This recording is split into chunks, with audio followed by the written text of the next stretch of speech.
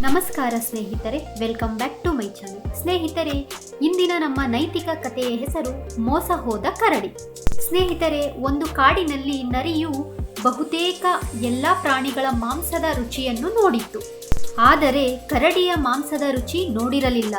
ಹಾಗಾಗಿ ಅದು ಕರಡಿಯ ಸ್ನೇಹವನ್ನು ಸಂಪಾದಿಸಲು ಹಾತೊರೆಯುತ್ತಿತ್ತು. ಅದೊಂದು ಸಲ ಕರಡಿಯು ತನ್ನ ಗುಹೆಯಿಂದ ಹೊರಬಂದು ಆಹಾರಕ್ಕಾಗಿ ಹೊರಟಿತ್ತು. ಇದೇ ಅವಕಾಶಕ್ಕಾಗಿ ಕಾಯುತ್ತಿದ್ದ ನರಿಯು ಕರಡಿಯ ಹತ್ತಿರ ಬಂದಿತು. ಗೆಳೆಯ, ನನಗೆ ನಿನ್ನ ಸ್ನೇಹ ಬೇಕು. ನೀನು ಬಯಸುವುದಾದರೆ ನಾವಿಬ್ಬರೂ ಇಂದಿನಿಂದ ಸ್ನೇಹಿತರಾಗೋಣ ಎಂದು ಕುಹಕ ನುಡಿಗಳನ್ನಾಡಿತು.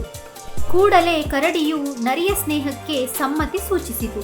ಕೆಲವು ದಿನಗಳವರೆಗೆ ನರಿಯು ಒಳ್ಳೆಯ ಸ್ನೇಹಿತನಂತೆ ನಟಿಸಿತು.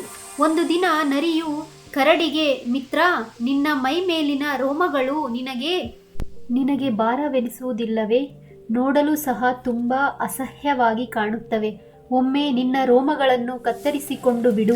ನಂತರ ನೀನು ಬಯಸುವುದಾದರೆ ಮತ್ತೆ ರೋಮಗಳನ್ನು ಮೊದಲಿನಂತೆಯೇ ಬಿಡಬಹುದು ಎಂದು ಕುಟಿಲ ಮಾತುಗಳನ್ನಾಡಿತು. ನರಿಯ ಕಪಟ ನುಡಿಗಳು ಕರಡಿಗೆ ಸಮಂಜಸವೆನಿಸಿದವು. ನಂತರ ಅದು ನರಿಗೆ, ಮಿತ್ರ, ನಿನ್ನ ಇಚ್ಛೆಯಂತೆಯೇ ನನ್ನ ಮೈಮೇಲಿನ ರೋಮಗಳನ್ನು ಒಂದೂ ಬಿಡದೆ ಕತ್ತರಿಸಿ ಹಾಕಿಬಿಡು ಎಂದು ಪ್ರೀತಿಯಿಂದ ಹೇಳಿತು. ತಕ್ಷಣವೇ ನರಿಯು ಒಂದು ಹರಿತವಾದ ವಸ್ತುವನ್ನು ತಂದು ಕರಡಿಯ ಮೈಮೇಲಿನ ರೋಮಗಳನ್ನು ಬಿಡದೆ ಕತ್ತರಿಸಿ ಹಾಕಿತು. ನಂತರ ಅದರ ಮೈಮೇಲೆ ಬಿದ್ದು ಭಕ್ಷಿಸತೊಡಗಿತು.